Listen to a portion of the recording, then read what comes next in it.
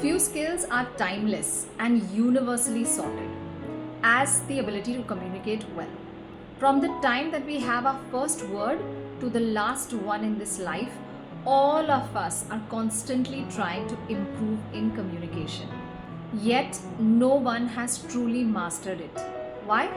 Because communication evolves. How you speak as a child is different from how you would express yourself as a teenager.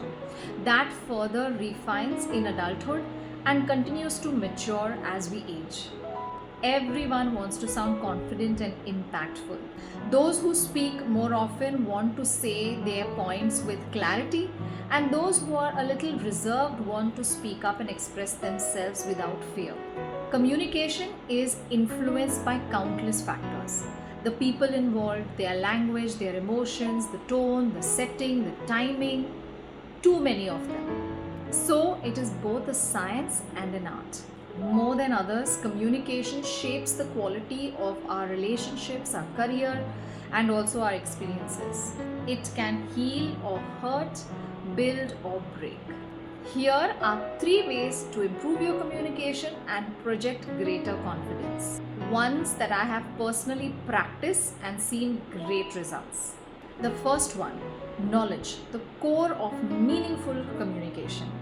Conversations at their core are an exchange of ideas. The depth and value of a discussion often hinges on how much you know, and more importantly, how well you can translate that knowledge into engaging, sensible dialogue.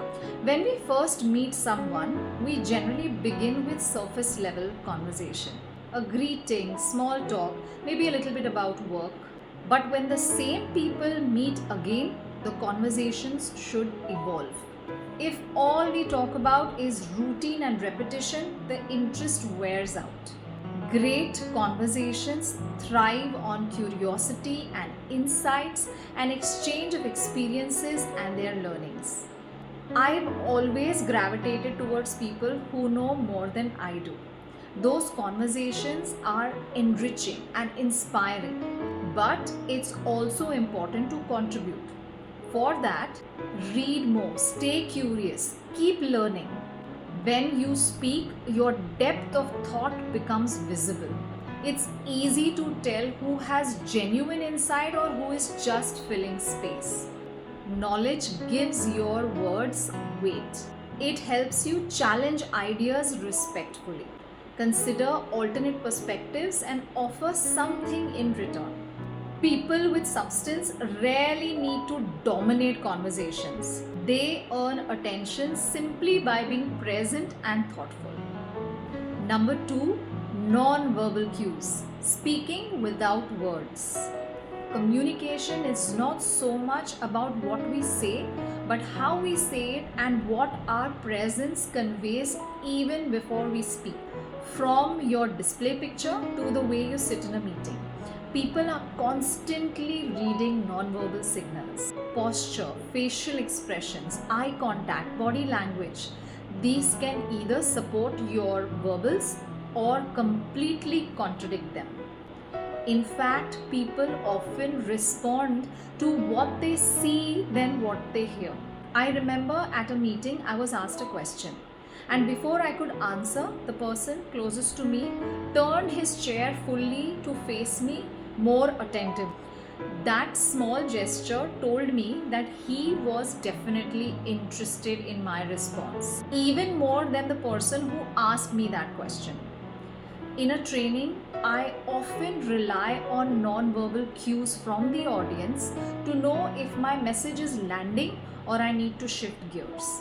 Non-verbals form the backbone to each and every conversation we frame. In a professional setup, being conscious about your digital presence, your appearance, your tone and body language can significantly impact how seriously you're taken. This is the arena in which people will judge and assume more, and based on that, they will give you space in their mind. Then why not give them enough to judge so that they retain you in their mind in the way you want them to remember you. And you can do this easily by the way you carry yourself and the way in which you talk to them. 3. Emotional intelligence, key to relationship building. This is perhaps the most transformational element of communication. Emotional intelligence is the ability to manage your emotions and respond to others with more awareness and maturity. It's the difference between reacting impulsively and responding thoughtfully. We have all met people who will turn every conversation into an argument and are constantly at the edge.